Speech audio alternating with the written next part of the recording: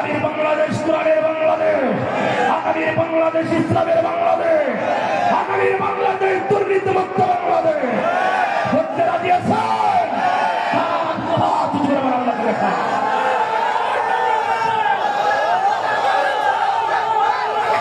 আলহামদুলিল্লাহ। আমার ভাইরা শেষ ভাইরা আলোচনা করে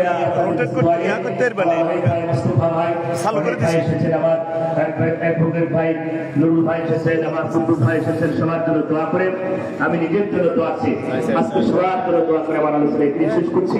আবার কোথাও দেখা হবে ইনশাআল্লাহ। আসসালামু আলাইকুম ওয়া রাহমাতুল্লাহ। সম্মানিত এলাকাবাসী, সম্মানিত মুসলিম তাওহীদি জনতা, মহান স্রষ্টার শুকরিয়া জ্ঞাপন করছি। মহান আল্লাহ তাআলা আমাদের সামনে আমাদের আজকের মাহফিলের প্রধান অতিথি, প্রধান আকর্ষণ, রক্ষার আলমীদ্বীন বিশিষ্ট ইসলামী চিন্তাবিদ জনাব হযরত মাওলানা মুফতি আমিনুল্লাহ সাহেবকে আমার মাঝে উপস্থিত করে দিয়েছেন। সবাই জোরে সোরে বলি আলহামদুলিল্লাহ। প্রিয় উপস্থিতি, এই পর্যায়ে কোরআন ও হাদিস থেকে মূল্যবান তাকরীর পেশ করবেন বিশিষ্ট ইসলামী চিন্তাবিদ, আন্তর্জাতিক খ্যাতি সম্পন্ন মুফাসসির জনাব হযরত মাওলানা মুফতি আমির হামজা কুষ্টিয়া। জনাব হযরত মাওলানা মুফতি আমির হামজা কুষ্টিয়া।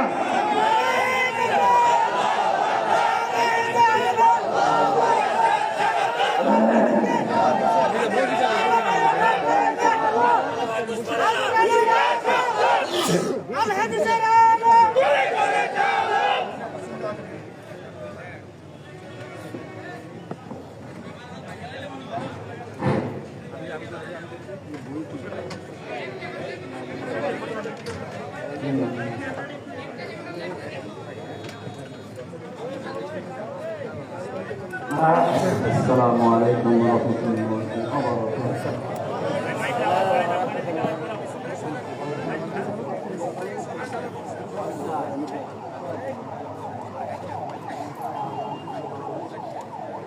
ঠিক আছে,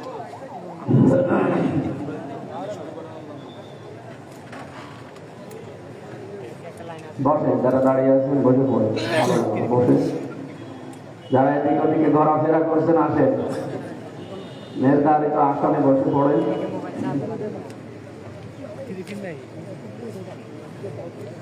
আলহামদুলিল্লাহি রাব্বিল মাশরিকাইন ওয়া রাব্বিল মাগরিবাইন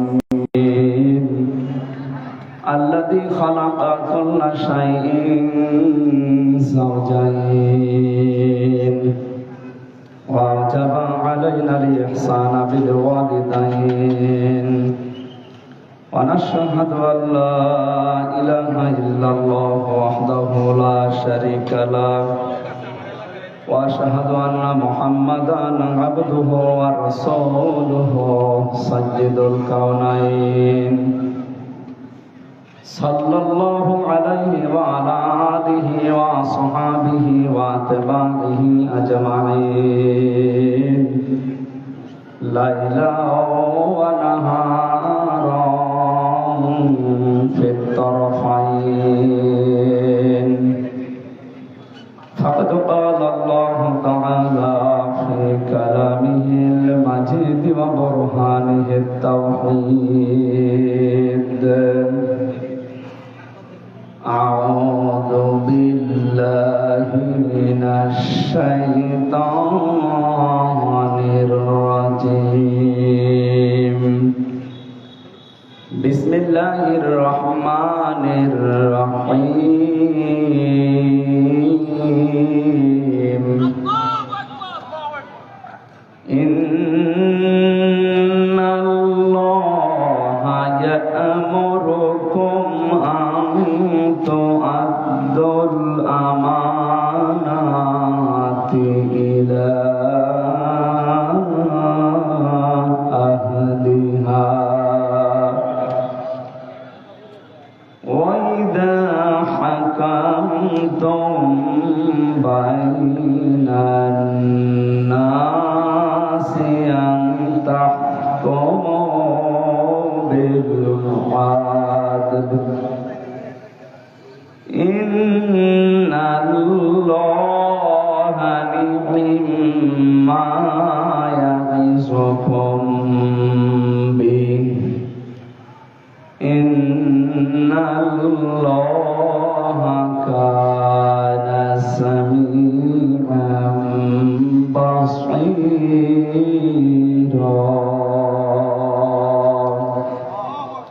صدقت يا ربنا. عن أبي هريرة رضي الله تعالى عنه قال قال النبي صلى الله عليه وسلم الجهاد في سبيل الله عليكم بالجهاد في سبيل الله فإنه باب من أبواب الجنة إلى آخر الحديث رواه ابن ماجه. وقال تعالى في شان حبيبي ما كان محمد أبا أحد من رجالكم ولكن رسول الله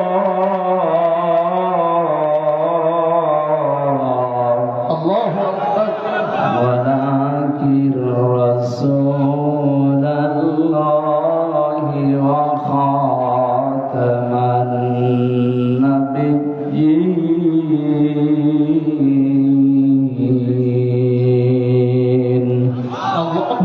اللهم صل على سيدنا مولانا محمد. রিভাব দেন, রিভাব দেন।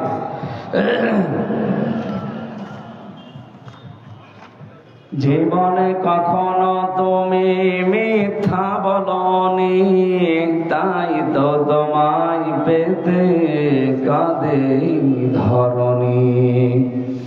তোমারই মতো নেতা পেলেও ফুরত সুখেরই গোলা জানে আলহামদুলিল্লাহ। বাংলাদেশের ঐতিহ্যবাহী জেলা কুমিল্লা, শুধু এই নামের কারণে আপনারা বিভাগ পাননি, এবার হবে ইনশাআল্লাহ। বাংলাদেশের 17টা জেলা ছিল ঐতিহ্যবাহী পুরাতন জেলা, তার ভেতরে কুমিল্লা একটা। কিন্তু শুধু একজনের নামে মোশতাক সাহেব কি এমন করেছিলেন, তার কারণে আপনারা এটা পাননি। প্রায় 18 লক্ষ মানুষ এই জেলায় বাস করে, এদের সবার মনে দুঃখ দিয়েছে উনি। সামনে আপনাদের দুঃখ থাকবে না, কুমিল্লা নামে বিভাগ হবে ইনশাআল্লাহ।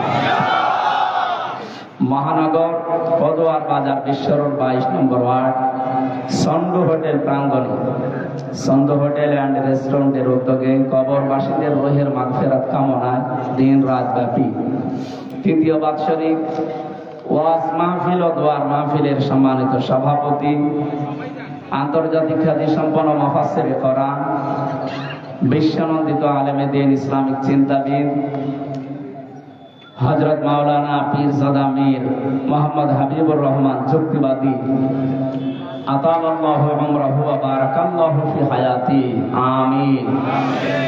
এই মাহফিলের সহ সভাপতি জনাব মাওলানা জুবায়ের আহমেদ, খতিব বাইতুল মামুর সন্ডু হোটেল জামে মসজিদ কুমিল্লা।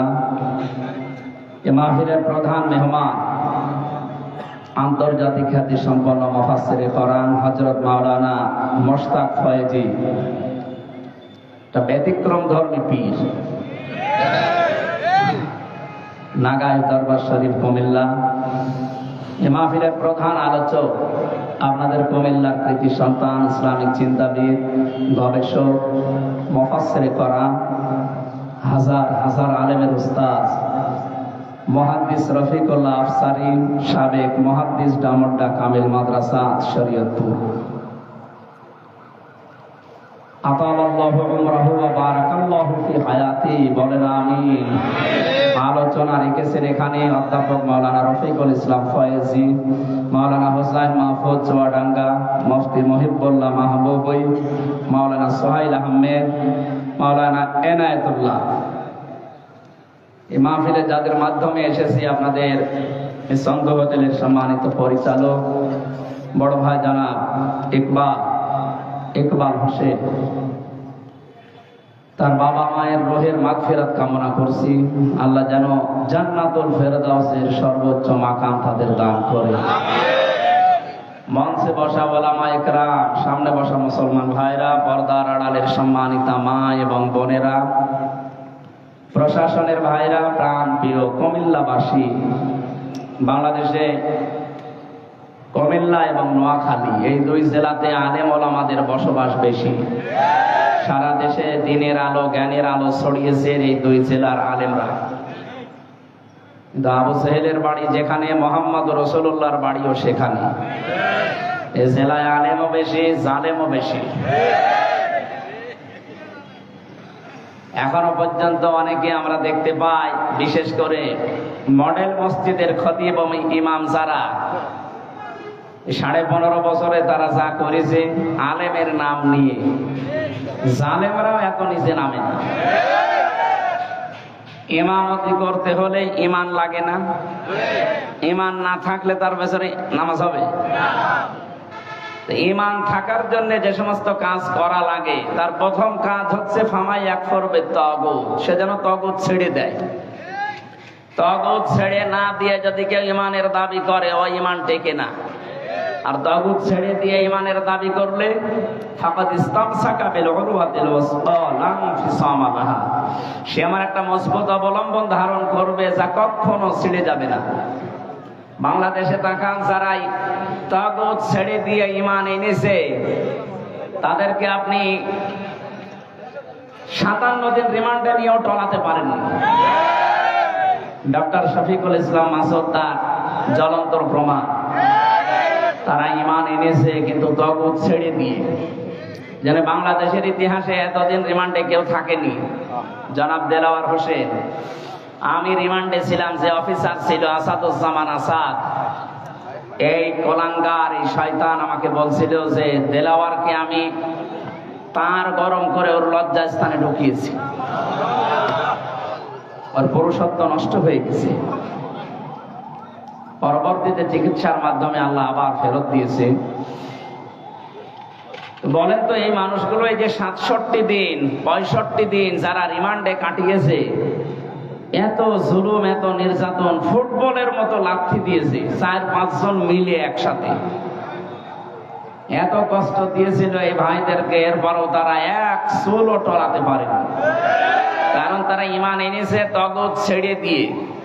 অথচ বাংলাদেশে বহু পীর, বহু আলেম, বহু ইমামকে আমরা দেখেছি তারা তাগুত ছেড়ে না দিয়ে ইমানের দাবি করতো। এজন্য বাতাস পাল্টিয়েছে, তারাও পাল্টিয়ে গেছে। আমার কথা বোঝে নাকি না বুঝে খালি মাথা নড়াচ্ছে?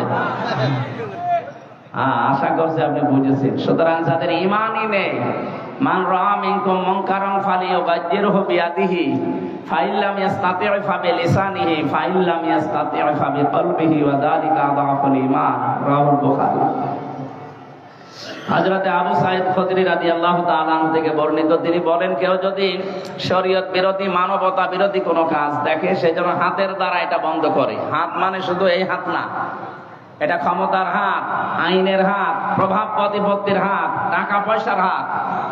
আপনি কি যে জায়গায় আছেন ওখান থেকে এই সমস্ত পর্যায়ে আপনাকে এটা বন্ধ করা লাগবে। যদি এটা না পারেন, মুখ দিয়ে প্রতিবাদ করা লাগবে। এদেশে আমরা অনেকেই মুখের প্রতিবাদের ভাষা ছিল, কিন্তু তারপরও করি নাই। এটাও যদি আপনার অনুকূলে না থাকে, আয়ত্তের বাইরে যায়, তাহলে সর্বশেষ আপনাকে মনে মনে সিদ্ধান্ত নেওয়া লাগবে, পরিকল্পনা করা লাগবে কি করে অন্যায় বন্ধ করা যায়। দুঃখজনক হলেও সত্য, ইসলামের বিরুদ্ধে, মানবতার বিরুদ্ধে প্রকাশ্য অবস্থান নিয়েছিল জালেমরা। 3 নাম্বার যেটা পরিকল্পনা করে এটা বন্ধ করা যায়, এইটাও অনেক আলেম, অনেক ইমাম, অনেক পীর, অনেক মুসলমান করে না। অথচ আদাফুল ইমান, আদাফ ইসমে তাফসিল, এর চাইতে নিচে আর ইমান নেই। একেবারে দুর্বল পয়েন্ট এটা।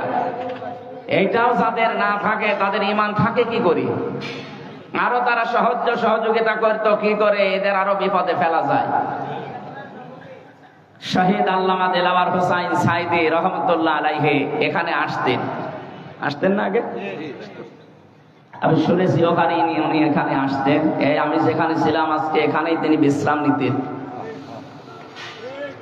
কোরআনের এই পাখি 50টা বছর বিশ্বের বহু দেশে কোরআনের আলো ছড়িয়েছে, অথচ তাকে যে মানুষগুলো মামলা দিয়েছিল আপনাদের এই পাশের জেলা চাঁদপুরে বাড়ি, রেজাউল হক মাইজ ভান্ডারি, লাকসামে বাড়ি, আল্লাহর ওলির বাড়ি লাকসা, আর আরেকজনের বাড়ি এই যে নজিবুল বশর মাইজ ভান্ডারি, এই দুইজন মিলে মামলা দিয়েছিল। কোথায় আজ তারা?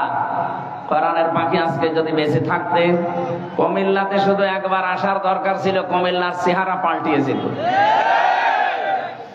আল্লাহর এই ওলির সাথে জেলখানায় আমি দেখা হয়েছিল, আমার মাথায় হাত দিয়ে বলেছে কখনো সত্য কথা বলতে ভয় পাবা না। 10 মিনিট আমি ছিলাম তার কাছে, 10 মিনিটে আমার মনে হয় 50টা উপদেশ আমার দিয়েছিল। কয়েকটা আমার মনে আছে, তার ভেতরে এইটা, পরিস্থিতি যত কঠিন হোক হেকমাতের নাম নিয়ে কখনো সত্য কথা বলতে পিছপা হবা না। এটা যেন আমি মরণ পর্যন্ত মানতে পারি, ডাইরেক্ট হোক আর ইনডাইরেক্ট হোক। বলেন আমিন। এই জন্য যারা ইমামতি করছে আমরা দেখতে পাচ্ছি অনেকে ইমানই নেই। জাতীয় মসজিদের ইমাম পর্যন্ত যদি পালিয়ে যায়, কি ইমাম উনি যদি ফ্রেশ থাকবে তো পালাবে কেন? কারণ ইমান এনেছিল তগুতের সাথে সম্পর্ক করে, তগুত ছেড়ে দিয়ে না। বলেন তো, যে লোকটা নৌকা মার্কা নিয়ে দাঁড়াতে পারে তার ইমান কতটুকু থাকতে পারে? আমি ভাই কাটছাট কথা বলছি, আমি কিছু লোকাতে পারি না। যে লোকটা নৌকা মার্কা নিয়ে দাঁড়াতে পারে তার ইমান থাকার কথা। আর সম্পর্কই তো তগুতের সাথে, জগতের সাথে সম্পর্ক থাকলে তার ইমান আনা হয়নি। আল্লাহ এর জন্য প্রথমে শর্ত দিয়েছেন ফামাইয়াক করবে তাগুত ওয়া ইউমিন বিল্লাহ। ইমান যদি কেউ আনতে চায় প্রথম নাম্বারে তাকে তাগুত ছেড়ে দেওয়া লাগবে।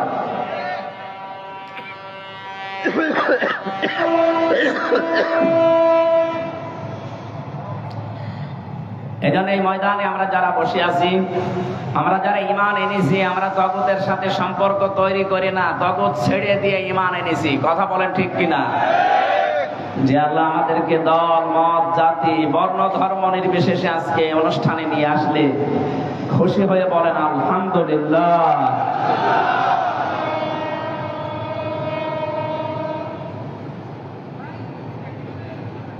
দরুদ আর সালাম পড়ছি আমাদের নবী, মানবতার মহান শিক্ষক মুহাম্মদুর রাসূলুল্লাহ সাল্লাল্লাহু আলাইহি ওয়াসাল্লাম। প্রত্যেকটা বিষয়ে তিনি শিক্ষা দিয়েছেন।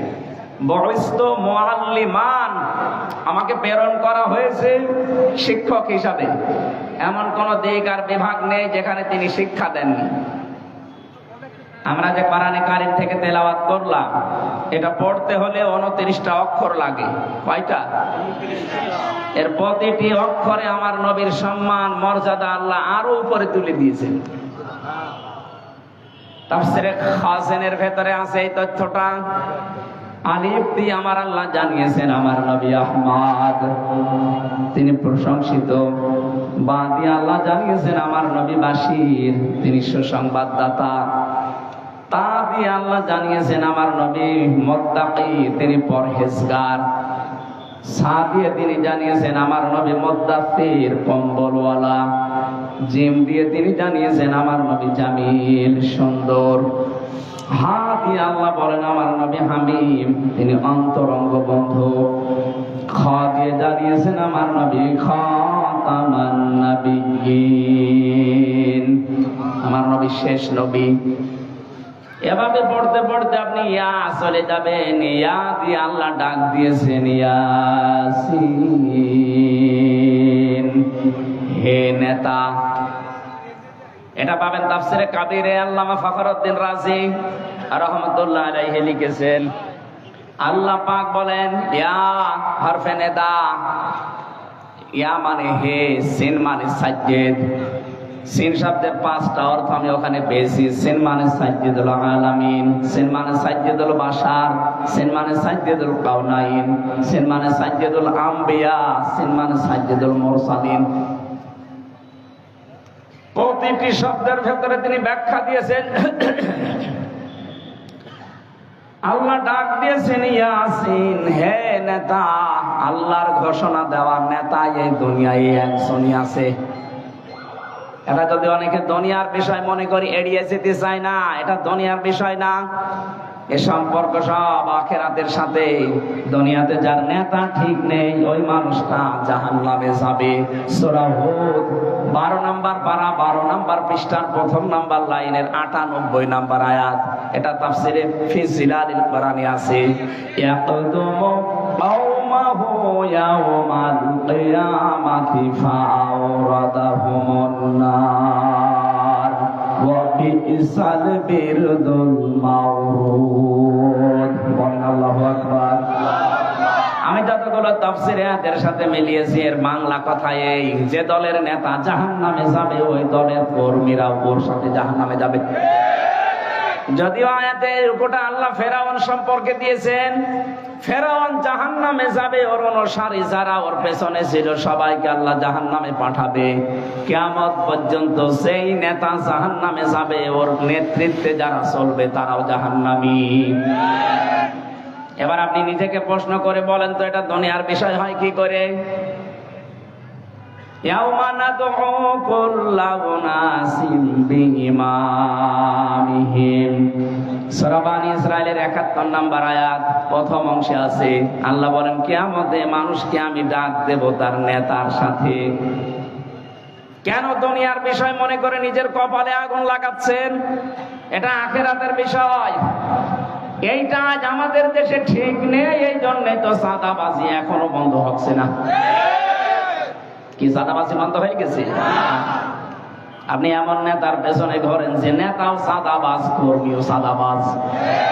আমি এমন নেতার পেছনে ঘুরি যে নেতা ঘোষণায় দিয়েছে ইসলাম যদি দেশে আসে সর্বপ্রথম বন্ধ করা হবে সাদাবাজি।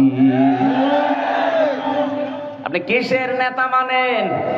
আপনার নেতার দিকে তাকালে শয়তানের কথা মনে হয়, আমার নেতার দিকে তাকালে আমার আল্লাহর কথা মনে হয়।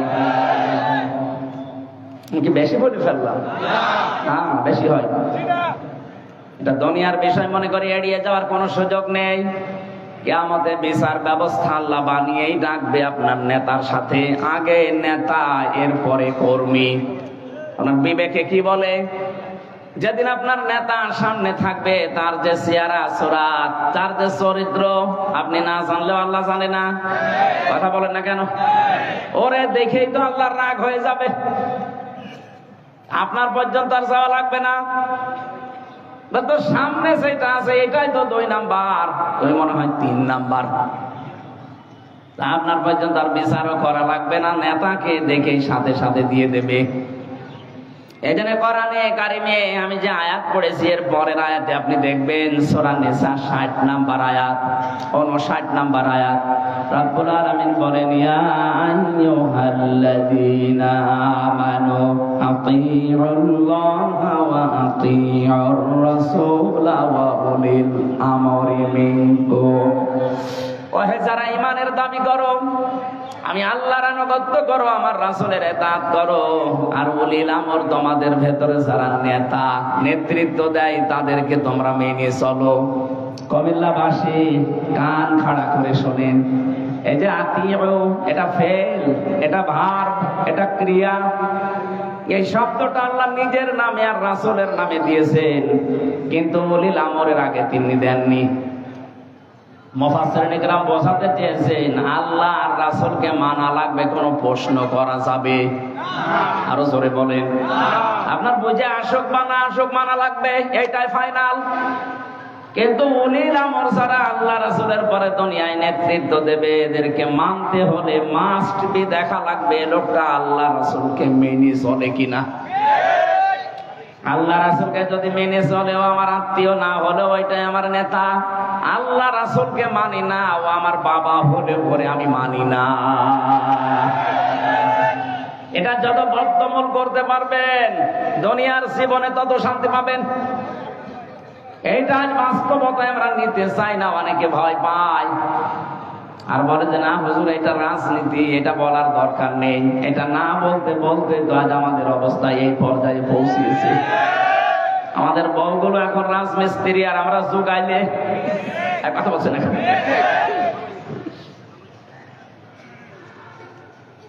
ইয়াসিন বলে আল্লাহ ডাক দিয়েছেন, হে নেতা।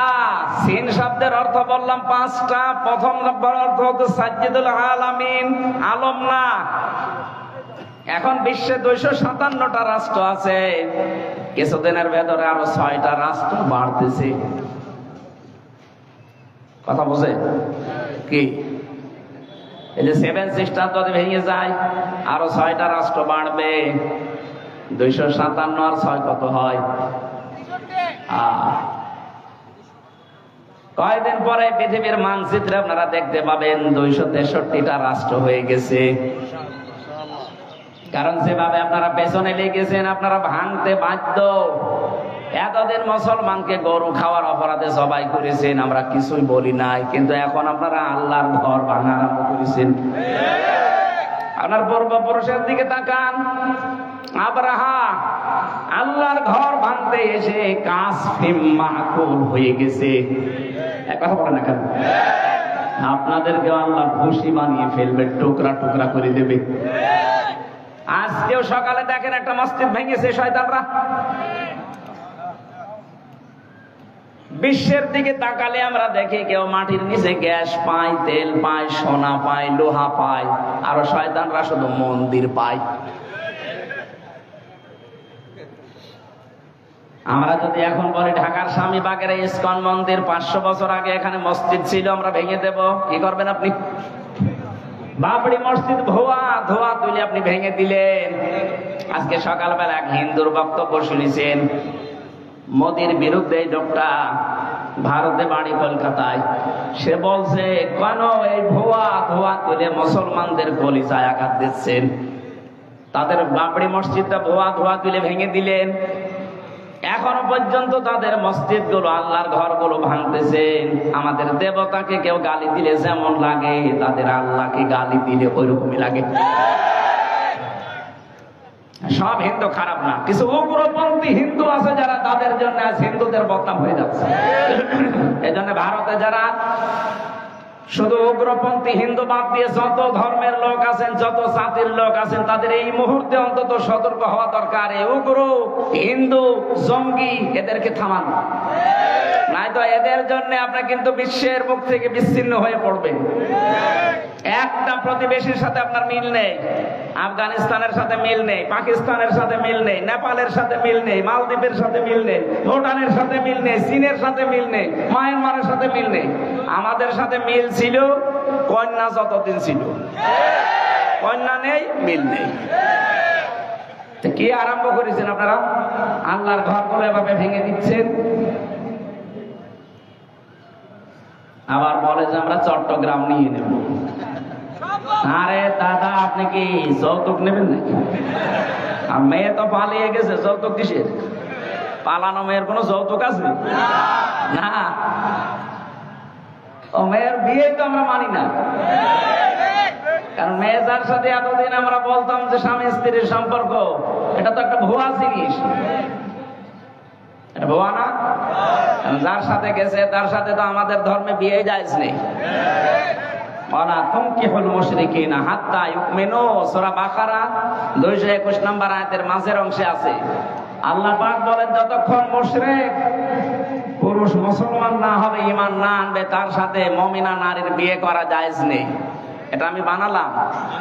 বলেন। সুতরাং যার সাথে গেছে তার সাথে তো বিয়ে আমাদের ধর্মে জায়েজ নেই। আপনি এতদিন খালি মিথ্যা কথা বলতেন যে আমাদের স্বামী স্ত্রীর সম্পর্ক। তারপরও দাদা যদি এখন মুসলমান হয়, যে বয়স দাদা, এ বয়সে মুসলমানি দিতে গেলে দেখা যাচ্ছে হাসামে গোড়া থেকে কেটে বাদ দিয়ে দিতে, সব শেষ। আমার মনে হয় এখন আরো হবে না। মুরব্বী বয়সে এখন যে অবস্থায় আছে ওইভাবে থাক। আর আমরাও বিয়ে মানি না, যৌতুক তো আরো পরের কথা। আর আমাদের ধর্মে যৌতুক জায়েজ নেই। যৌতুক আছে আমাদের ধর্মে, সুতরাং এটা তো দেওয়ার প্রশ্নই আসে না। বাংলাদেশে আমিরে জামাত ডক্টর শফিকুর রহমান উনি ঘোষণা দিয়েছেন এদেশের 1 ইঞ্চি না হাফ ইঞ্চি জমির দিকে কেউ যদি উল্টা পাল্টা নজরে তাকায়, নিয়ে নেওয়া তো দূরের কথা, শুধু যদি উল্টা পাল্টা নজরে কেউ তাকায় তার চোখ তুলে ফেলা হবে। আর এদেশের 18 কোটি মানুষ যদি জীবন দেয়, 36 কোটি দাদা নিয়ে জীবন দেবে। একজন অন্তত 2 জনের গলা চেপে ধরবো, কথা বলছে না। ওদের মরণের খুব ভয়। আমি ভারতের বহু প্রদেশে গেছি, আমার তো আমার মনে হয় 16, 17, 18, 19 এগুলো সবই ওইদিকে কেটেছে। আমি কয়েক মাস ধরে পড়ে থাকতাম ওদের বিভিন্ন প্রদেশে আমি গেছি। ওদের খুব ভয় মরণের, ওদের সাথে মিশে আমি যা দেখেছি খুব ভয় মরণের। ওয়ালা তাজিদান্নাহুম আহরাসান নাসি আলা হায়াতি ওয়া মিনাল্লাযিনা আশরাকু, সূরা বাকারার ভেতরে আছে। আল্লাহ পাক বলেন ওয়ালা তাজিদান্নাহুম, লামে তাকিদ নুনে সাকিলা, আল্লাহ গ্যারান্টি দিয়ে জানিয়েছেন অবশ্যই আপনি তাদেরকে দেখতে পাবেন জীবনের প্রতি খুব বেশি মায়া তাদের যারা মুশরিক। আমাদের জীবনের প্রতি মায়া না, আমাদের মায়া হচ্ছে জান্নাতের প্রতি। আর ওদের মায়া মরণের একটু ভয় দেখাবেন, পাগল হয়ে যাবে। খালি বর্ডার বন্ধ হয়ে গেছে, আলু পেঁয়াজ পচতেছে, ভয়ে এখন কান্নাকাটি আরম্ভ করেছে, আমরা না খেয়ে মারা যাব। আমাদের এতদিন ভয় দেখাতো যে আমরা দিন না খেয়ে মারা যাব যদি খাবার না পাঠায়। আরে ভাই, আমাদের ঈমান যাই আছে, এই ঈমানের উপরে ভিত্তি করে আমরা বলতে পারি আমাদের মুসলিম জাতির বছরে 1 মাস না খেয়ে থাকা ফরজ। আর আমাদেরকে আপনারা খাবারের ভয় দেখান, এখন নিজেরা পেছে পড়েছি মরে। আমরা আহ্বান জানাচ্ছি, যেহেতু প্রতিবেশী এই হিসাবে উগ্রপন্থী হিন্দুদেরকে সারা ভারতবর্ষ মিলে থামাবেন। যে যে ধর্মে অনুসরণ করেন, কিন্তু এই উগ্রদের, এই জঙ্গিদেরকে থামান। তাম দুনিয়ার নিকৃষ্ট জাতিতে আপনাদের কিন্তু পরিণত করে দিচ্ছে। ডোনাল্ড ট্রাম্প পর্যন্ত 7-8 দিন আগে রেগে গেছে, কারণ খ্রিস্টান 2টা যুবতী মেয়েকে ভারতের মাটিতে ওরা একেবারে উলঙ্গ করে হাঁটিয়েছে। যে ট্রাম্পের এটা মনে নেই, ও যাতে মাতাল হলো তাহলে ঠিক আছে। এজন্য অলরেডি ঘোষণা দিয়েছে না কয়দিন আগে, যে জানুয়ারির 20 তারিখে আমার শপথ নেওয়ার পরে আমার মেয়েকে যারা উলঙ্গ করে রাস্তায় হাঁটিয়েছে, আমার বোনকে, আমার মাকে, সেই ভারতের 16 লাখ লোক আমার দেশে আছে আমেরিকা, এখান থেকে সব পাঠিয়ে দেব। তাদের এবার ধুতি সামলাতে জীবন বের হয়ে যাবে। এজন্য উল্টা পাল্টা জায়গায় হাত দিয়েছেন, এতদিন মিথ্যা ছড়িয়েছেন আমাদের দেশে সাম্প্রদায়িক সম্প্রীতি নেই, এখানে সংখ্যালঘু নির্যাতন হয়। এটা ডাহা মিথ্যা কথা। বলেন, ভয়েস অফ আমেরিকা, মাইক্রোসফট, এগুলো সব খ্রিস্টানরা চালায়। তাদের কথাগুলো শোনেন তো কি রিপোর্ট দিচ্ছে। আগস্টের 5 তারিখের পর থেকে আজ 4 মাস হয়ে গেল। এই দিনে সবচাইতে বেশি, এই 4 মাসে, এই 15.5 বছরের ভেতরে যারা অন্য ধর্মে আছে তারা সবচাইতে বেশি নিরাপদে আছে। আপনারা মিথ্যা ছড়িয়ে কি করবেন? এই তো আজ 4 দিন না 5 দিন আগে পঞ্চগড় এবং মাগুরা, এই 2 জেলা থেকে 2টা মহিলা গিয়েছিল ভারতে চিকিৎসা নেওয়ার জন্য। সাংবাদিক, ওই যে মলম সাংবাদিক, যেটা হকার, এই হকারের আর এক বন্ধু আছে, সে বলছে, বলেন আমার মেয়েকে বাংলাদেশে রেপ করেছে, আমাদের পূজা পার্বণ করতে দেয় না, আমরা আর টিকতে পারলাম না, এই জন্য আমরা চলে এসেছি। ও মেয়েটা পুরা উল্টিয়ে গেছে, কি বলিস, আমরা এসেছি আমার মেয়ের হাতে চিকিৎসা করাতে, আর কিসের পূজা পার্বণ করা? আগস্টের 5 তারিখের পর থেকে সবচাইতে বড় নিরাপদে আছি আমরা বাংলাদেশে। এই জন্য মিথ্যা আর কেউ এখন খেতে চাচ্ছে না, সব প্রমাণ হয়ে গেছে। সাম্প্রদায়িক সম্প্রীতির 1 নাম্বার দৃষ্টান্ত পৃথিবীর এই 257টা দেশের ভেতরে বাংলাদেশ। জোরে বলেন আল্লাহু আকবার। এই সম্প্রীতি কেউ নষ্ট করতে পারবে না। এই দেশের সংখ্যালঘু বলে কিছু নেই, মাইনরিটি মেজরিটি কিচ্ছু নেই, আমরা সব এক। জন্ম যারা নিয়েছে এই দেশে, তারা এই দেশের গর্বিত নাগরিক। কথা বলে না কেন? সুতরাং এই উগ্রদেরকে থামান আপনারা, নয়তো সারা পৃথিবী থেকে বিচ্ছিন্ন হয়ে পড়বেন।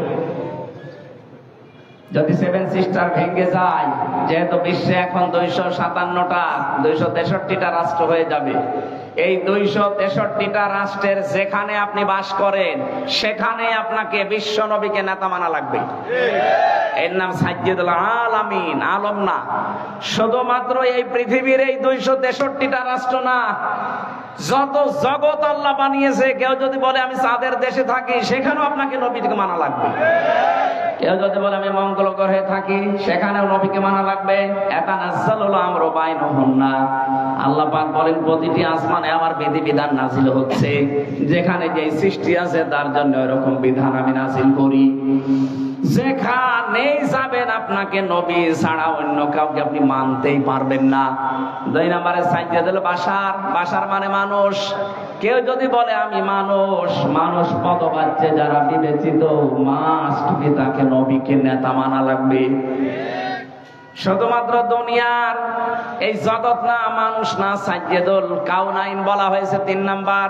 শুধু দুনিয়া না, আখিরাতেও আপনার জন্য আমার জন্য বিশ্ব নবী হবেন একমাত্র নেতা। অন্যান্য যত নবী আছে সবাই অপারগতা স্বীকার করবে, মুহাম্মদুর রাসূলুল্লাহ পড়ে যাবে সেজদায়। 50 বছর কেটে যাবে এক সেজদায়। আল্লাহ পাক বলেন হাবিব মাথা তোলেন, সেজদা থেকে মাথা তোলেন। আজকে আপনি যা বলবেন, আপনি সব কথাগুলো আমি আজকে কবুল করে নেব। সুতরাং শুধু এ জগতে কাজে লাগছে তা না, মরণের পরও আমার নবীকে দরকার আছে না নেই? এখনো পর্যন্ত যারা রাজনীতি মনে করে কানে তোলা দিয়ে আছেন, কান একটু ছাড়ান, হাত সরান। শুধু দুনিয়া না, আখিরাতেও কাজে লাগবে। যার সিগনেচার ছাড়া, যার সার্টিফিকেট ছাড়া, যার সুপারিশ ছাড়া কেউ জান্নাতের গেটে যেতে, আরো জোরে বলেন। 4 নম্বরে শুধু আমাদের মানুষের না, উভয় জগতে না, সাইয়্যিদুল মুরসালিন, যারা রাসূলুল্লাহ পাঠিয়েছেন তাদের জন্যও তিনি সাইয়্যিদ। 5 নম্বরে সাইয়্যিদুল আম্বিয়া, শুধু নবীদের না, শুধু রাসূলদের না, সবার জন্য তিনি ছিলেন একমাত্র নেতা। হযরতে মুসা আলাইহিস সালাম এত বড় পাওয়ারফুল নবী, আল্লাহর সাথে কথা বলতেন। তিনি যদি এখন বাংলাদেশে আসে আর কেউ যদি মুহাম্মদ রাসূলুল্লাহকে বাদ দিয়ে মুসা নবীর আদর্শ গ্রহণ করে, সে জাহান্নামী। কথা বলেন না কেন? কি মনে করেন আপনি বলেন তো? মুসা নবীর মতো এত বড় পাওয়ারফুল নবী এখন যদি আসে, তাকে মেনে নিলে যদি আপনি জাহান্নামে যান, মুসা নবীর চাইতে আপনার বাবা, আপনার স্বামী, আপনার নেতা কি বড় নাকি? কাকে মানেন আপনি? এই মুহূর্ত থেকে এই যে উলিল আমরি মিনকুম যে ব্যাখ্যা বললাম, আতিউ শব্দটা আল্লাহ এই জন্য দেননি, কারণ আল্লাহ রাসূলকে মানতে গেলে প্রশ্ন নেই, প্রশ্ন করলে আপনার ঈমান থাকবে না। কিন্তু উলিল আমর যারা দুনিয়াতে যারা নেতৃত্ব দেবে আল্লাহ রাসূলের পরে, সে যেই হোক, আগে দেখতে হবে লোকটা আল্লাহ রাসূলকে মানে কিনা। বুঝেছেন কিনা বলেন এ পর্যন্ত? বুঝেছেন? আপনারা বুঝলে শুধু হচ্ছে না, আমার এগুলো তো বুঝবে। যতদূর পর্যন্ত এই আওয়াজ যাচ্ছে, রেকর্ড হচ্ছে, তামাম দুনিয়া ছড়িয়ে যাচ্ছে, সবাইকে উদ্দেশ্য করে বলছি আপনার বিবেকটা কাজে লাগাবেন। আল্লাহ আমাদেরকে বিশ্ব নবী মুহাম্মদুর রাসূলুল্লাহ একমাত্র আদর্শ মেনে চলার তৌফিক দাও, বলেন আমিন। ইয়াউমা ইযিল লা তানফাউশ শাফাআতু ইল্লা মান আযিনা লাহুর রাহমানু ওয়া রাদিয়া লাহু কওলা। সূরা তাহা 16 নম্বর পারা 18 নম্বর পৃষ্ঠা 10 নম্বর লাইনের 109 নম্বর আয়াতে আছে। আল্লাহ বলেন সেদিন সুপারিশ কাজে লাগবে না, যার কথা শুনতে আমি আল্লাহ রাজি না হব এবং যার প্র্যাকটিক্যাল লাইফের উপরে আমি আল্লাহ রাজি না থাকবো। কুমিল্লাবাসী, নবীজির সুপারিশ যদি আমি আপনি পেতে চাই, আমার জীবনকে আগে পাল্টাতে হবে। জীবন পাল্টানোর যতগুলো নিয়ম নীতি আছে কোরআনে আমি 500 নিয়ম পেয়েছি, তার ভেতরে আজকে একটা বলছি। আমার আলোচনার বিষয় আজকে আমানত। কি বললাম? বলেন বলেন। মানব জীবনের একটা গুরুত্বপূর্ণ পাঠ এটা। পুরা কোরআনে এরকম 500টা পাঠ আছে, এর ভেতরে আজকে আমি একটা বলছি, আমানত। শব্দটা শুনতে যত সহজ মনে হচ্ছে, বিষয়টা অত সহজ না। এর ভেতরে আমার মনে হয় দুনিয়া আখিরাত সব আল্লাহ লুকিয়ে রেখেছেন। আমানত এমন একটা গুরুত্বপূর্ণ বিষয়, নবী মুহাম্মদ রাসূলুল্লাহ জানিয়েছেন কিয়ামতের আগে দৃশ্যটা দুনিয়ায় এমন হবে, মাইকিং করেও একজন আমানতদার মানুষ খুঁজে পাওয়া যাবে না। আমার মনে হয় সেই সময় এখন প্রায় চলে এসেছে। আপনি তাকান, এখন মাইকিং করে একটা আমানতদার মানুষ খুঁজে পাওয়া যায় না। অথচ একটা মানব জীবনের গুরুত্বপূর্ণ পাঠ, নবীজিকে মানুষ আমানতদার এই শব্দটা বলে আরবে ডাক দিত। আমানতদার বলতো না, আল আমিন, আস সাদিক, এমনি এমনি বলে নাই। সে জীবনে এত বেশি আমানতের দায়িত্ব পালন করেছেন, নিজের জামাই হযরতে আলীকে মরণের বিছানায় রেখে গেছে, তারপরও আমানতের দায়িত্ব ভুলে যাননি। যেদিন তার বাড়ির চারিদিকে 42 জন কাফের রাঙ্গা তরবারি নিয়ে দাঁড়িয়ে আছে, বিশ্ব নবী ডাক দিয়ে বললেন, আলী, চারিদিকে ওরা দাঁড়িয়ে আছে আমাকে হত্যা করার জন্য। ওই যে ঘরের ভেতরে টোপলা দেখতে পাও, ওগুলো সবই ওদের, যারা আমাকে হত্যা করার জন্য এসেছে। আমি আল্লাহর আদেশ পেয়েছি, এ মুহূর্তে যদি আমি চলে যাই তাহলে আমার আল আমিন নামের কলঙ্ক হয়ে যাবে। আমানতদার আমি, ওরা নিজেরাই আমাকে ডাকে, তাহলে এই আমানতদারের কলঙ্ক হয়ে যাবে। তুমি আমার বিছানার উপরে চাদর মোড়া দিয়ে শুয়ে থাকো, সকালবেলা ওরা এসে যখন আমাকে পাবে না, পাবে তোমাকে। তুমি তখন পাওয়ার সঙ্গে সঙ্গে যেহেতু নেতার চাইলে তোমারে হয়তো কিছু বলবে না, তুমি সঙ্গে সঙ্গে আমানতের দায়িত্বটা পালন করার পরে 3 দিনের মাথায় মদিনায় আমার সাথে দেখা করবা। ও বাংলার মুসলমানেরা, চিন্তা করেন তো এই কঠিন মুহূর্তে যেখানে জীবন মরণ নিয়ে টানাটানি, সেখানেও নবীজি আমানতের দায়িত্ব ভোলেন নাই। নিজের জামাইকে মরণের বিছানায় রেখে যাচ্ছেন, অথচ আপনি কি করলেন? এ বিশাল আমানতটা জনগণ আপনাকে দিতে চায়নি, তারপর আপনি নিজে নিজে আমানতদার সেজেছিলেন। কথা বলে না কেন? তিনি 3টা নির্বাচনে আমরা কেউ তাকে জোর করে দিতে চাইনি, তিনি জোর করে আমানতের দায়িত্বটা নিয়েছিলেন। কে করলেন নিয়ে? এই যে চলে গেলেন, কত ঋণ আমাদের মাথার উপরে দিয়ে গেলেন আপনি। এখন এই দেশে একটা মানুষ জন্ম নিলে কমপক্ষে 1,10,000 টাকা তার মাথার উপরে ঋণ।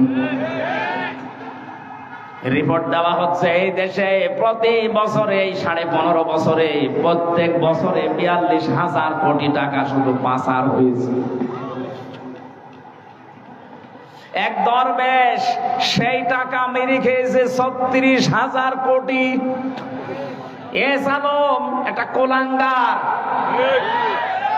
ইসলামী ব্যাংক থেকে 80,000 কোটি টাকা মারিং কাটিং করেছে। এখন অনেককে বলতে শোনা যাচ্ছে, তারা কোন নিয়তে বলছেন আমরা জানি না, যে ইসলামী ব্যাংক একদল নাকি ডাকাতি করেছে। কিসের ডাকাতি? যারা বানিয়েছিল তারা হাতে নিয়েছে। ইসলামী ব্যাংক আপনি বানিয়েছেন, এর প্রতিষ্ঠাতা যারা, তাদের দিকে তাকান। ইসলামী ব্যাংক এখন তার মায়ের কোলে ফিরে গেছে। কথা বলে না কেন? এতদিন তো ডাকাতি হয়েছিল, সেখান থেকে মায়ের কোলে ইসলামী ব্যাংক ফিরে গেছে।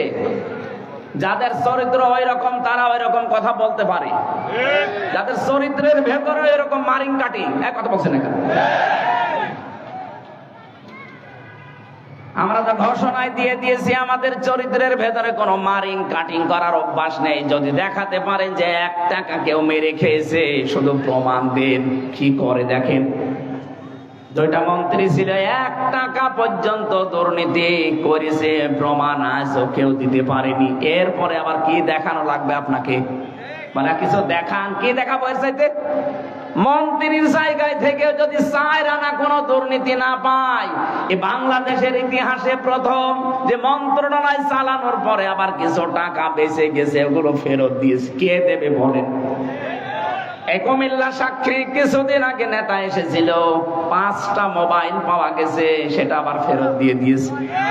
বাংলাদেশের ইতিহাসে দেখান তো এর সাথে কি দেবে চরিত্রের মাধুর্যতা? আবার এই সংসার বিক্ষুব্ধ পৃথিবীতে, যেখানে একেবারে চরিত্র ঠিক রাখাই কঠিন, সেখানে এই মানুষগুলো মোবাইল ফেরত দিয়ে যায়। যেখানে 5,000 টাকার 20,000 টাকার মোবাইল ফেরত দিতে পারে, এরকম মানুষের কাছে কোটি টাকা দিলেও এরা ফেরত দেবে। আর আপনার কাছে গিয়ে তো মোবাইল ফেরত না, মোবাইলের খাপও ফেরত পাওয়া যায় না। আর আপনি শুধু ফতোয়া দেন না ইসলামী ব্যাংক ডাকাতি হয়ে গেল। ডাকাতি এতদিন হয়েছিল, এখন তার মায়ের কাছে ফিরে এসেছে। নিজে তো একটা ব্যাংক বানাতে পারেন না, একজন বানিয়েছে, সেটা শুধু কিভাবে মারিং কাটিং করে খাবেন সেই পদ্ধতি আছে। নিজে একটা কিছু তৈরি করে জাতিকে দেখান, একটা সুসও তৈরি করতে পারে না, সে ফতোয়া দেয়। আর এরা কি তৈরি করছে আপনি চেষ্টা করেছেন? আপনি ঢাকার দিকে আজ 2-3 দিন যেটা চলছে, অন্য দেশের অন্য বলতে কি বিশ্বের সবচাইতে বড় বড় বিশ্ববিদ্যালয়ের প্রফেসররা এসে দৃশ্যগুলো দেখে তারা আশ্চর্য হয়ে গেছে যে এইগুলো তো করে বাইরের দেশে, আমরা দেখি রাষ্ট্রের পক্ষ থেকে, আর এই দেশে মাত্র একটা ছাত্র সংগঠন এত বড় কাজ করছে। এদের রাষ্ট্রের বাজেট দেওয়া দরকার। দেশ এমনি দাঁড়াবে, শুধু বায়ান দিয়ে দেশ দাঁড়ায় না, কাজ করা লাগে। চরিত্রের সর্বোচ্চ পর্যায়ে তারা পৌঁছাচ্ছে সবকিছু দিয়ে, আর আপনি আদর্শ দিয়ে মোকাবেলা করতে পারেন না, শুধু উল্টাপাল্টা ফতোয়া দেন। জনগণ এখন আর ওই আগের 5 তারিখের আগে নেই, অনেক আগে আগস্টের 5 তারিখ পার হয়ে গেছে। কথা বলেন না কেন?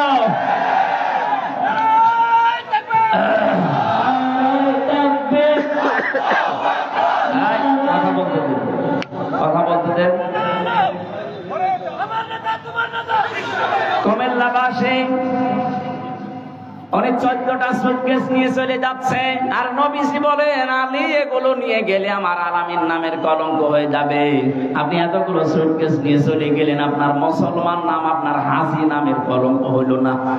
সারা দুনিয়া থেকে এই যে এখন প্রকাশ হয়ে গেছে আমার দেশের মাধ্যমে, আপনি 14টা সুটকেস নিয়ে চলে গেছেন। পাইলটকে জিজ্ঞাসা করছে বাক্সগুলো উঠেছে, বলছে হ্যাঁ ম্যাডাম চলো।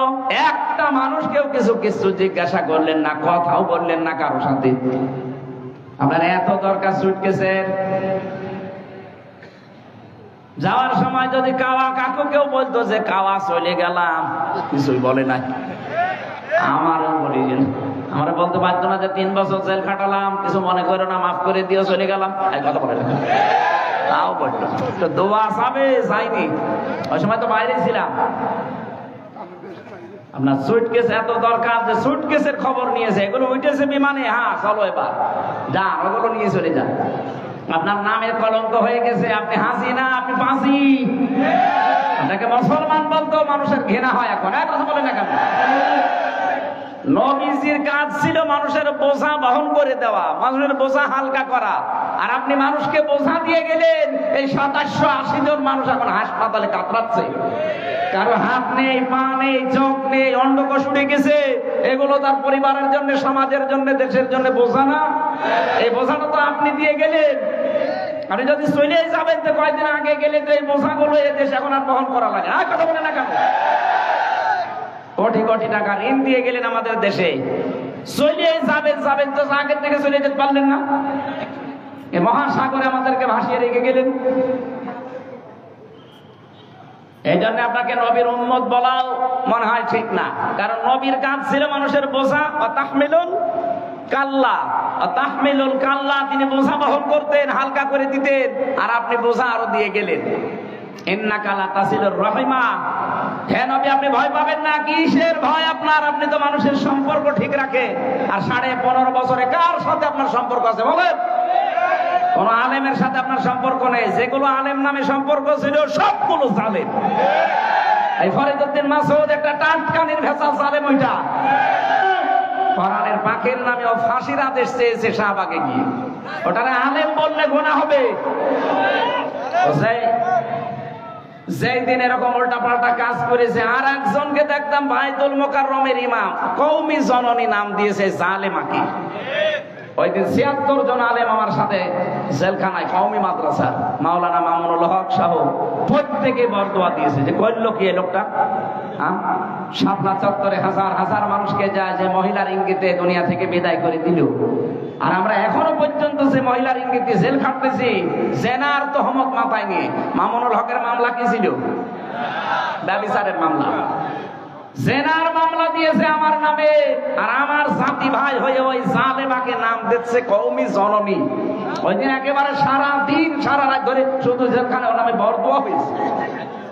এগুলোকে জালেম বলবেন না আলেম বলবেন কোন কারণে আপনি?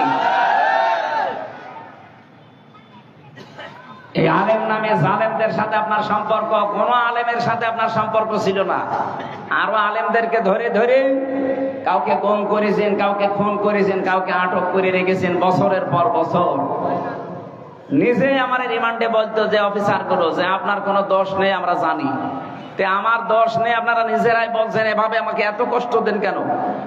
এবার টাঙিয়ে রাখেন আপনাকে, আমার মাথায় দড়ি বাঁধা, আমার কাছে ছাগল বেঁধে রেখেছে। আপনি হাসতেছে, আমি আর যাই হয় আমার নামের আগে একটা আলেম লেখা নেই। এক কথা বলেন না কেন? কিয়ামতে আল্লাহ আলেমদেরও যখন বিচার করবেন, হাদিস চারিদিকে ঘিরে নেবেন কুদরতের কাপড় দিয়ে, যেন অপমান বেশি না হয়। আর আপনি অপমান আরো যেন বেশি হয় সেই কাজ করেছেন। কালো কাপড় দিয়ে চোখ বাঁধা, হাত পেছনে বাঁধা, সামনে বাঁধলে তো হয়, পেছনে বাঁধে যেন হাত কেটে যায়। আবার ডান্ডা বেড়ি লাগানো পায়ের সাথে। আমার এমনি শরীর চলে না, 3টা বছরে তো কোনো চিকিৎসা দেননি।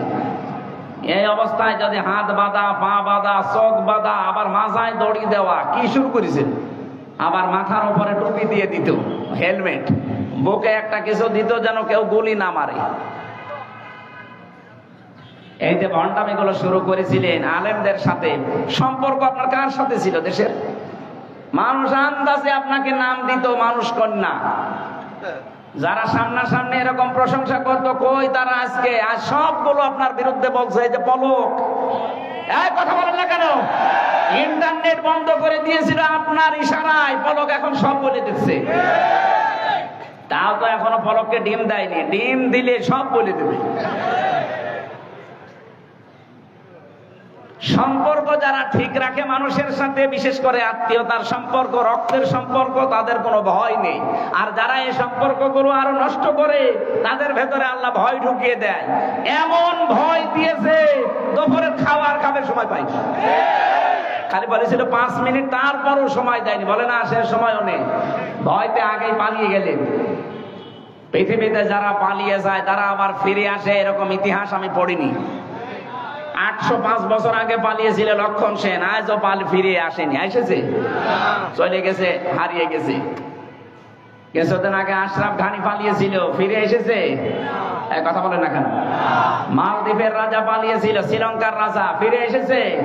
না, ফিরে আসার ক্ষমতা এখন আর নেই। এই যে আসাদ, বাশার আল আসাদ চলে গেছে, আসতেছে আর, আপনিও গেছেন আর আসবেন না। আপনার কথা মতো অনেকে দেশকে উস্কানিতে পা দিয়ে বিভিন্ন জায়গায় অঘটন ঘটাচ্ছে। এদেশের মানুষ কিন্তু সত্যি কথা বলছি, এখন আর আগস্টের 5 তারিখের আগে নেই।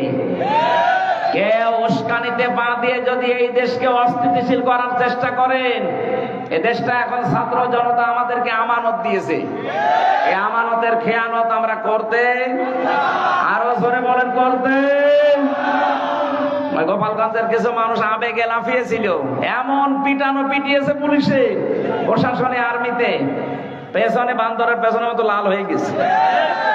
ওই কয়েকদিন শুনলাম যে গোপালগঞ্জ থেকে কেউ যদি ঢাকায় আসে, বাসে আসবে, বসে আসলে 300 টাকা, দাঁড়িয়ে আসলে 1000 টাকা। কুমিল্লার মানুষের তো তার উপরে এমনি একটা রাগ আছে যে বিভাগ দেয়নি। এই বিভাগের মানুষ অন্তত বিভাগ হবে সামনে, যেহেতু এই জেলার মানুষ আবেগে যেন কারো চক্রান্তে পা দিয়ে, উস্কানিতে পা দিয়ে দেশের 12টা বাজানোর চেষ্টা করবেন না। যারা করেছে তারাও থামবে আশা করছি। এদেশে আমরা এখন সব এক, শুধু ওই 14 দল বাদ দিয়ে বাকি আমরা যারা আছি সবাই মাজলুম। এখন যদি কোনো ঝামেলা তৈরি করেন না, জাতি কিন্তু আপনাকে ক্ষমা করবে না।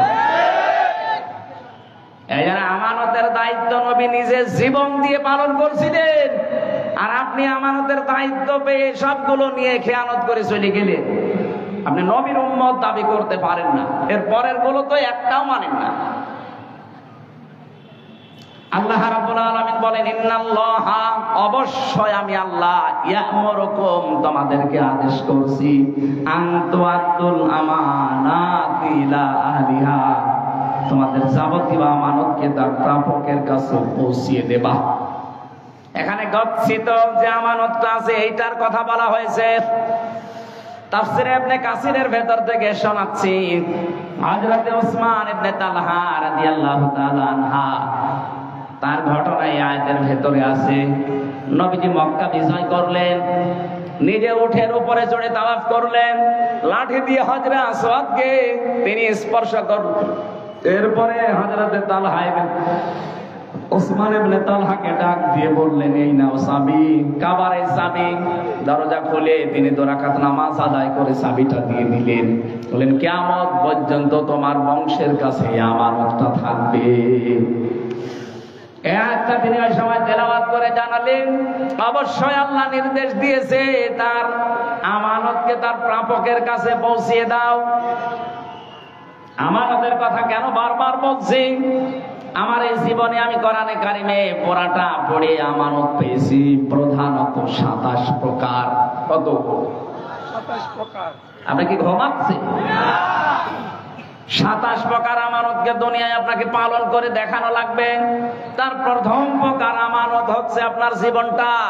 এটা আল্লাহ পাক পক্ষ থেকে আপনাকে একটা আমানত দিয়েছেন, মন মতো আপনি ব্যবহার করতে পারবেন না, এমনকি নিজের অঙ্গ প্রত্যঙ্গ যা আছে একটা নিজে নষ্ট করে ফেলতে পারেন না। এটা আমানতের খেয়াল হবে। ওয়ালা তুহলিকু আনফুসাকুম, সূরা বাকারার ভেতরে আছে আয়াতটা, বাংলা অর্থ হচ্ছে নিজেদেরকে নিজেরা ধ্বংসের ভেতরে ফেলে দিবা না। সুতরাং বডিটা যেহেতু আল্লাহর পক্ষ থেকে আপনার কাছে আমানত, এই আমানতটা রক্ষা করার জন্য অবশ্যই এই বডির খেয়াল রাখা লাগবে। যারা এই বডিকে নষ্ট করে ফেলেন, বিড়ি সিগারেট, এরপরে এই যে গাঁজা খেয়ে মদ খেয়ে নেশা ভান করে আপনি কিন্তু ধরা খেয়ে যাবেন। এখন থেকে সতর্ক হয়ে যাবেন, আমার বডিটা আল্লাহর আমানত, আমি এই বডিটা নষ্ট হয় এমন কোন কাজ বলেন বলেন চোখ আপনার কাছে আমানত, এমন দিকে তাকাবেন না যেখানে তাকালে আমানতের খেয়ানত হয়। আজ অনেক মানুষ আমার মোবাইলে মেসেজ পাঠায়, হুজুর 2 বছর বিয়ে হয়েছে, নিজের বউ আর ভালো লাগে না, অন্যের বউ দেখলে খুব ভালো লাগে। এটা একটা রোগ। এটা কি? এটা ভালো লাগার পেছনে কারণ আছে। আমি 2টা ঔষধ বলছি, এখন থেকে শুরু করে মরণ পর্যন্ত মাত্র 15 দিন একটু মেনে চলেন, দেখবেন 15 দিন পরে অন্যের বউ দেখলে আপনার মেজাজ খারাপ হয়ে যাবে, নিজের বউ দেখলে আপনার আকর্ষণ বাড়বে। কোরআনে কারীম সূরা নূর 18 নম্বর পারা 12 নম্বর পৃষ্ঠার 7 নম্বর লাইনে 30 নম্বর আয়াতে আছে ঔষধ, কুল্লিল মুমিনিনা ইয়াগুদ্দু মিন আবসারিহিম ওয়া ইয়াহফাযু ফুরুজাহুম যালিকা আযকা লাহুম ইন্নাল্লাহা খাবীরুম বিমা ইয়াসনাউন। রব্বুল আলামিন বলেন, নবী আপনি মুমিন পুরুষদেরকে বলেন তারা যেন চক্ষুকে নিম্নগামী করে রাখে পরনারী দেখলে। 14 জন নারী বাদ দিয়ে দুনিয়ায় যে মহিলা আপনার সামনে পড়ুক না কেন, মাস্ট বি আপনাকে চোখ নিচের দিকে করা লাগবে। আপনি একটু 15 দিন মেনে চলেন, মাত্র 15 দিন। 14 জন মহিলা বাদ দিয়ে যত মহিলা দুনিয়ায় আছে দেখলে আপনি চোখ নিচের দিকে করবেন। 2 নম্বরে লজ্জা স্থানের হেফাজত করবেন। মেয়েরা যদি কারো সাথে মোবাইলেও কথা বলেন, মা বোন যারা শুনতে পাচ্ছেন, প্রথম নাম্বারে আপনার কথা হবে মোবাইলে খুব শর্টকাট কথা। যদি কারোর সাথে বলেন, 14 জন পুরুষের সাথে আপনি কথা বলতে পারেন, এই 14 জনের বাইরে যদি কাবা শরীফের ইমামও কল দেয়, আপনি মোবাইলে কথা বলবেন খুব শর্টকাটে। 2 নম্বরে ভাষা হবে রুক্ষ সূক্ষ্ম। কথা বুঝতেছেন? এগুলো না, আপনার কথাবার্তা শুনে আরো অনেকে দেখে চলে আসে, আপনার কাছে আসতে চায়। আজ পরিবার অবক্ষয়ের পেছনে কারণ আমার মনে হয় মোবাইলের উল্টাপাল্টা কথাগুলো। প্রতিদিন দেখবেন অনশন করছে মেয়েরা, 2-3 বাচ্চার মা এসে চলে এসেছে আফসারি সাহেবের বাড়ি, কি অনশন, বিয়ে করা লাগবে। কেন? এই মোবাইলের ব্যবহারটা সঠিক হওয়া লাগবে। 15 দিন মাত্র একটু চেষ্টা করেন, 15 দিন পরে একটা অনির্বচন সুখ আপনার মনের ভেতরে আল্লাহ দান করবে। শব্দটা কি বললাম? একটা অনির্বচন সুখ আপনি পাবেন। পাখির বাচ্চারা দেখবেন, মুরগির বাচ্চা যখন এর ডানার নিচে আশ্রয় নেয়, ওর পালক পর এত মোলায়েম, এত সফট, এত কোমল, একটার সাথে যখন আরেকটা লেগে যায়, ওর নিচে যখন সিল কাকের থেকে বাঁচার জন্য আশ্রয় নেয়, এই বাচ্চারা যখন দেখে যে মায়ের পালক একটার সাথে আরেকটা লেগে গেছে, এটা সফট কোমল এমন সুন্দর একটা নিচের জায়গা হয়ে যায়, ওখানে এই কম পালকের সাথে আরেকটা পালক লাগলে একটা ঘর্ষণ লাগে, ঘর্ষণ, ওটাকে বাংলায় অনির্বচন সুখ বলে। তখন বাচ্চারা কিচির মিচির আওয়াজ দেয়। তাফসিরে আমি পড়েছি, কোন মানুষ যদি সত্যি 15 দিন পর্যন্ত আল্লাহর এই দুইটা ঔষধ পালন করতে পারেন, তখন দেখবেন জায়েজ জিনিসের প্রতি আপনার আকর্ষণ বেড়ে যাবে, অন্যায় কোনো অবৈধ জিনিস দেখলে আপনার রাগ হবে। আমরা এটা চাই না? কথা বলেন। যাদের মোবাইলে এমন কোন কারো নাম্বার লেখা আছে যে নাম্বারে কথা বলা আপনার জন্য জায়েজ না, এরকম মোবাইলে যদি কারোর সাথে কথা বলে থাকেন, সেটিং করে থাকেন, এক্ষুনি ওই নাম্বার ডিলিট করে দিন।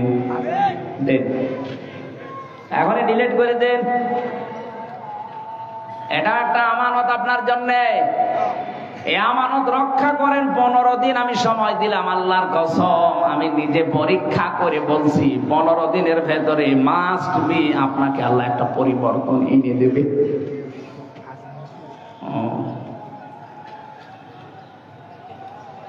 আমানতের ব্যাখ্যায় যতগুলো বিষয় আমি পড়েছিলাম, 27টা একটা একটা করে বলতে গেলে সময় চলে যাবে। এখন যেহেতু আমার পরে এখনো আলোচক আছে, তারা কথা বলবে, আর আমার আবার আর একটা অনুষ্ঠান মাগরিবের পরে আছে।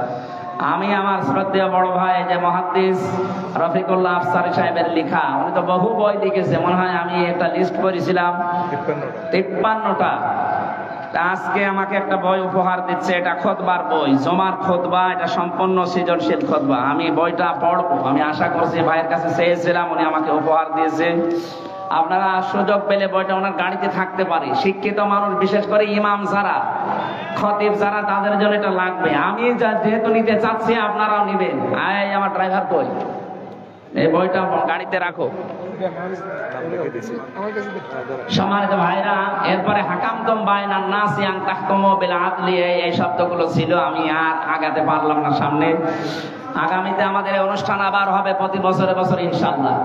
এরপরে সামনে আশপাশে কোনো জায়গায় যদি মাহফিল থাকে আমরা কথা বলবো। আজকের মতো আমরা এই আয়াতটা অসম্পূর্ণ রেখে বিদায় নিলাম। নামাজ পড়েন, এখানেই নামাজ পড়েন, আর বেশি সময় নেই।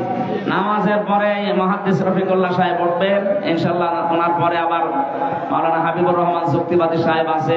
এরপরে যে পীর সাহেব কি জানো, মোশতাক ফায়েজি সাহেব আছে। আমরা কথা শুনবেন একটার পর একটা।